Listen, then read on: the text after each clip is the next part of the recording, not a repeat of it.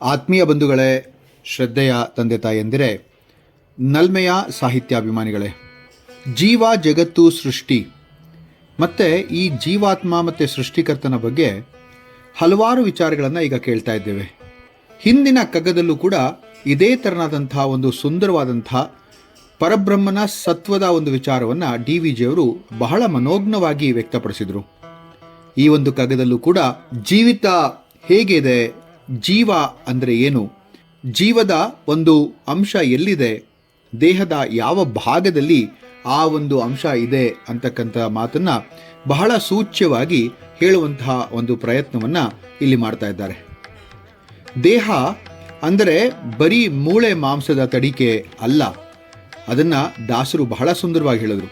ಅದರಲ್ಲಿ ಪರಮ ಸತ್ವವಾದಂತಹ ಒಂದು ಅಂಶ ಇದೆ, ಅದು ಆತ್ಮ ಅಂತ ಕರೆಸ್ಕೊಳ್ಳುತ್ತೆ.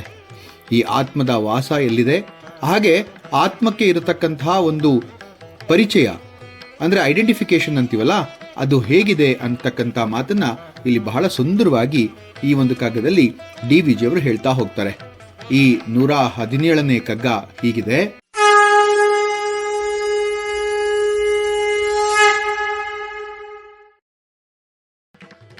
ಸ್ಥಾಪಿತವೆ ಜೀವನಿನ್ನೊಡಲಿನೊಂದಂಗದಲ್ಲಿ ಆಪಾದ ಶಿರವು ಮದು ತುಂಬಿರುವುದಲ್ತೆ ವ್ಯಾಪಿಸಿಹುದಂತೊಂದು ಚೈತನ್ಯ ವಿಶ್ವದಲ್ಲಿ ಲೇಪಗೊಳ್ಳದ ಸತ್ವ ಮಂಕುತಿಮ್ಮ.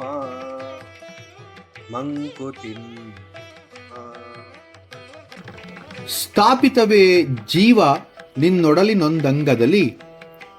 ಇದು ಜೀವವು ಏನಾದರೂ ಒಂದು ಅಂಗದಲ್ಲಿ ಮಾತ್ರ ನೆಲೆಸಿದೆಯೇ ಅನ್ನುವಂತಹ ಪ್ರಶ್ನೆ. ಆಪಾದ ಶಿರಮುವುದು ತುಂಬಿರುವುದಂತೆ. ಆಪಾದ ಅಂತಂದರೆ ಪಾದದಿಂದ ಶಿರಸ್ಸಿನವರೆಗೆ, ಅಂದರೆ ಈ ಒಂದು ದೇಹದಲ್ಲಿರ್ತಕ್ಕಂತಹ ಮೇಲಿನಿಂದ ಕೆಳಗಿನ ತನಕ, ಪಾದದಿಂದ ಶಿರಸ್ಸಿನ ತನಕ ವ್ಯಾಪಿಸಿರುವಂಥದ್ದು ದೇಹ ಅಥವಾ ಜೀವವ ಅಂಥೇಳಿ. ವ್ಯಾಪಿಸುವುದಂತೊಂದು ಚೈತನ್ಯ ವಿಶ್ವದಲ್ಲಿ.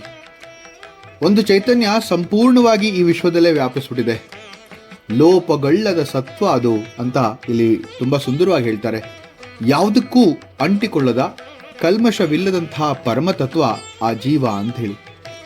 ಇಲ್ಲಿ ಎಷ್ಟು ಗಂಭೀರವಾದಂತಹ ಪ್ರಶ್ನೆಯನ್ನು DVG ಅವರು ಕೇಳ್ತಾ ಇದ್ದಾರೆ ಅಂತ. ಜೀವವು ದೇಹದ ಯಾವ ಅಂಗದಲ್ಲಿ ಇದೆ ಅಂಥೇಳಿ. ನಾವು ಹೇಳ್ತೇವೆ ಹೃದಯದಲ್ಲಿ ಆತ್ಮ ಇದೆ, ಮೇಧಸ್ಸಿನಲ್ಲಿ ಮನಸ್ಸು ಇದೆ ಅಂತ. ಆದರೆ DVG ಅವರು ಹೇಳ್ತಾರೆ ಜೀವವೆಂದರೆ ಒಂದು ಅಂಗದಲ್ಲಿ ಮಾತ್ರವೋ? ಅದು ಖಂಡಿತ ಅಲ್ಲ. ಅಲ್ಲವೇ ಪಾದದಿಂದ ಶಿರಸ್ಸಿನವರೆಗೆ ಎಲ್ಲೆಲ್ಲೂ ವ್ಯಾಪಿಸಿರೋದೋ ಅಂತ ಹೇಳಿ ಕಠೋಪನಿಷತ್ತಲ್ಲಿ ಒಂದು ಸುಂದರವಾದಂತಹ ಮಾತನ್ನು ಹೇಳ್ತಾರೆ. ಅನೋರಣೀಯಾನ್ ಮಹತೋ ಮಹೀಯಾನ್ ಆತ್ಮಸ್ಥೋ ಜಂತೋರ್ ನಿಹಿತೋ ಗುಹಾಯಾಮ್. ಆತ್ಮನು ಅಣುವಿಗಿಂತಲೂ ಸೂಕ್ಷ್ಮ, ಮಹತ್ತಿಗಿಂತಲೂ ಮಹಾನ್, ಜೀವಿಯ ಹೃದಯ ಗುಹೆಯಲ್ಲಿ ನೆಲೆಸಿದ್ದಾನೆ ಅಂತೇಳಿ. ಇದು ಹೃದಯದಲ್ಲಿದೆ ಎಂದು ಹೇಳಿದ್ರು ಅದು ಸ್ಥಾನಬದ್ಧವಾಗಿಲ್ಲ. ಭಗವದ್ಗೀತೆಯಲ್ಲಿ ಶ್ರೀಕೃಷ್ಣ ಹೇಳ್ತಾನಲ್ವಾ, ಅವಿನಾಶೀತು ತದ್ವಿದ್ದಿ ಏನ ಸರ್ವಮಿದಂ ತತಂ. ಅಂದರೆ ಯಾವುದರಿಂದ ಈ ಸಂಪೂರ್ಣ ಜಗತ್ತು ವ್ಯಾಪಿತವಾಗಿದೆ ಅದನ್ನು ಅವಿನಾಶಿ ಅಂತ ತಿಳಿದುಕೋ. ಆತ್ಮ ಒಂದು ಅಂಗದ್ದಲ್ಲ, ಸಂಪೂರ್ಣ ದೇಹದಲ್ಲಿದೆ ಅಂತ. ಅದನ್ನು ಮೀರಿ ಈ ವಿಶ್ವದಲ್ಲಿ ಎಲ್ಲ ಕಡೆ ಕೂಡ ಆ ಆತ್ಮ ವ್ಯಾಪಿಸಿದ್ದಾನೆ ಅಂತ. ಉದಾಹರಣೆ ಬಹಳಷ್ಟು ಹೇಳ್ಬೋದು. ದೀಪದ ಬೆಳಕನ್ನೇ ತಗೊಳ್ಳಿ.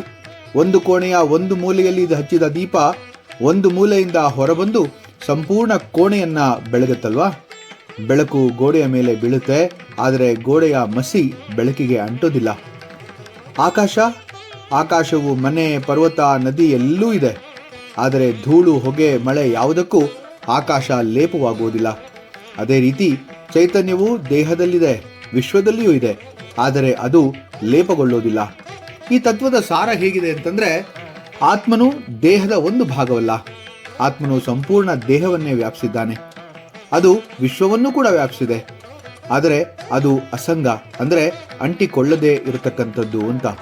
ಶರೀರಸ್ಥೋಪಿ ಕೌಂತೆಯ ನಾ ಕರೋತಿ ನ ಲಿಪ್ಯತೆ ಅಂಥೇಳಿ ಪರಮಾತ್ಮ ಭಗವದ್ಗೀತೆಯಲ್ಲಿ ಹೇಳೋದಿದೆ. ಪರಮಾತ್ಮನು ದೇಹದಲ್ಲಿ ಇದ್ರೂ ಕೂಡ ದೇಹದ ಕ್ರಿಯೆಗಳಿಂದ ಅವನು ಲೇಪವಾಗಿಲ್ಲ ಅಂತಕ್ಕಂಥ ಮಾತು ಅದರ ಒಂದು ಅರ್ಥ. ಜೀವನೋಪಯೋಗಿ ಸಂದೇಶವನ್ನು ಈ ಒಂದು ಕಗ್ಗ ನಮಗೆ ತಿಳಿಸ್ತಾ ಹೋಗುತ್ತೆ. ನಾವು ದುಃಖ, ಸುಖ, ನಷ್ಟ, ಲಾಭಗಳನ್ನೆಲ್ಲ ಅನುಭವಿಸ್ತವೆ. ಆದರೆ ನಮ್ಮ ನಿಜವಾದ ಸ್ವರೂಪ ಆತ್ಮ. ಇವುಗಳಿಂದ ಲೇಪವಾಗೋದಿಲ್ಲ. ದೇಹಕ್ಕೆ ರೋಗ ಬರುತ್ತೆ, ಮನಸ್ಸಿಗೆ ವ್ಯಥೆ ಬರುತ್ತೆ, ಆದರೆ ಆತ್ಮನು ನಿತ್ಯ ಶುದ್ಧ, ನಿತ್ಯ ಬದ್ಧ, ನಿತ್ಯ ಮುಕ್ತ ಅಂತ ಹೇಳ್ಬೋದು.